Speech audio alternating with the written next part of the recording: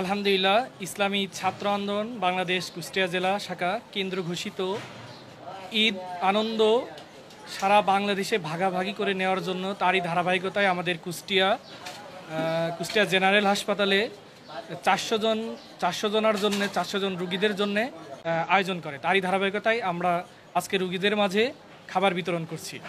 আমরা চাই যে বাংলাদেশের সকল ঘরানার ছাত্র যারা আছে তারা মানুষের পাশে দাঁড়াক এবং সামাজিক কাজে মানুষ উদ্বুদ্ধ করুক এবং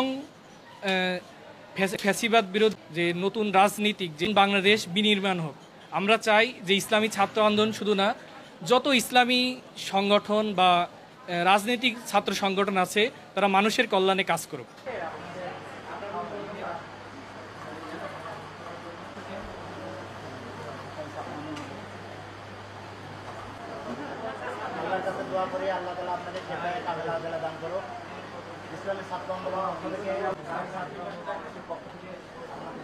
ইসলামী ছাত্র আন্দোলন কর্তৃক আয়োজিত আজকের এই ঈদ পরবর্তী আমাদের অনুষ্ঠানে কুষ্টিয়া সদর হাসপাতালে আমাদের রোগীদের মাঝে, দোস্ত গরিবদের মাঝে খাবার বিতরণ।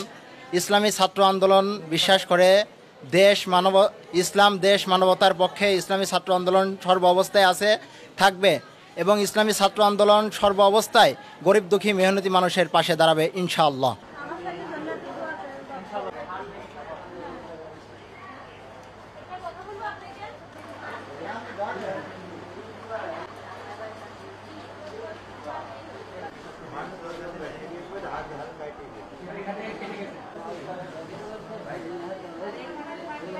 আমরা দেখছি যে বিভিন্ন হাসপাতালগুলোতে খাবারের মান ভালো না।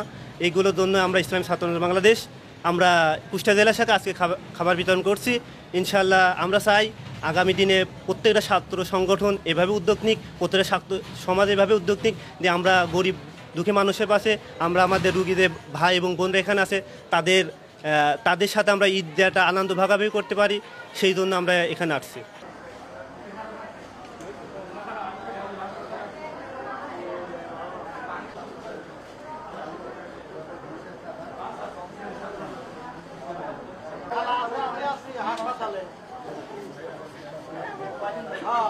ভালো আছেন?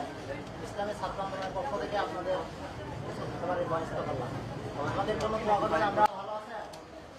ইসলামী ছাত্র আন্দোলনের পক্ষ থেকে আমাদের জন্য দোয়া করবেন।